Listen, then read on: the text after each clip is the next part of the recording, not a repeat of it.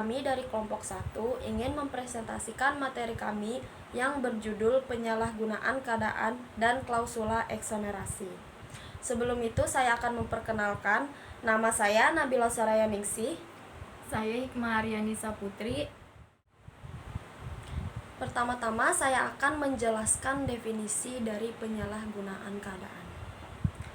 Penyalahgunaan keadaan terjadi apabila seseorang seharusnya mengetahui bahwa pihak lain karena suatu keadaan khusus, seperti keadaan darurat, ketergantungan, tidak dapat berpikir panjang, keadaan jiwa yang abnormal, atau tidak berpengalaman, tergerak melakukan suatu perbuatan hukum meskipun ia seharusnya mencegahnya. Penyalahgunaan keadaan terdiri atas penyalahgunaan keunggulan ekonomi dan penyalahgunaan keunggulan kejiwaan yang memiliki dua unsur, yaitu pertama, adanya kerugian yang diderita satu pihak. Dua, adanya penyalahgunaan kesempatan oleh para pihak pada saat terjadinya perjanjian. Perjanjian yang dibuat atas penyalahgunaan keadaan tidak memenuhi salah satu syarat sah perjanjian, yaitu kesepakatan atau syarat subjektif.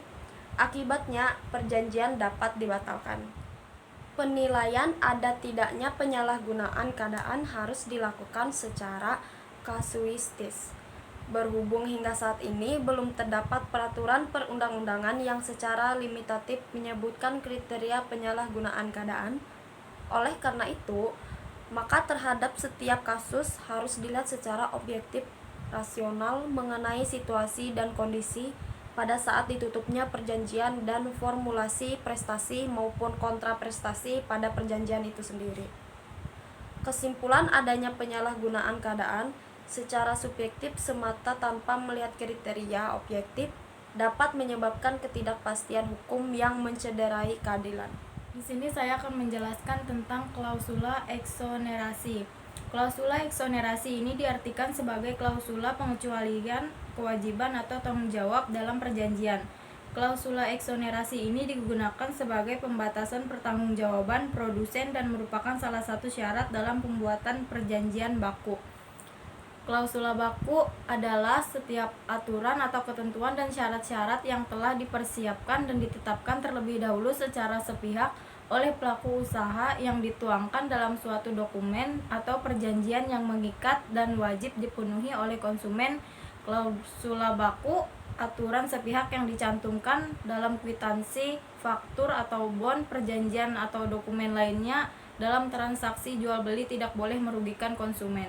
Contoh klausula baku yang dilarang undang-undang. 1. Formulir pembayaran tagihan bank dalam salah satu syarat yang harus dipenuhi atau disetujui oleh nasabahnya menyatakan bahwa bank tidak bertanggung jawab atas kelalaian atau kealpaan, tindakan atau keteledoran dari bank sendiri atau pegawainya atau koresponden, subagen lainnya atau pegawai mereka.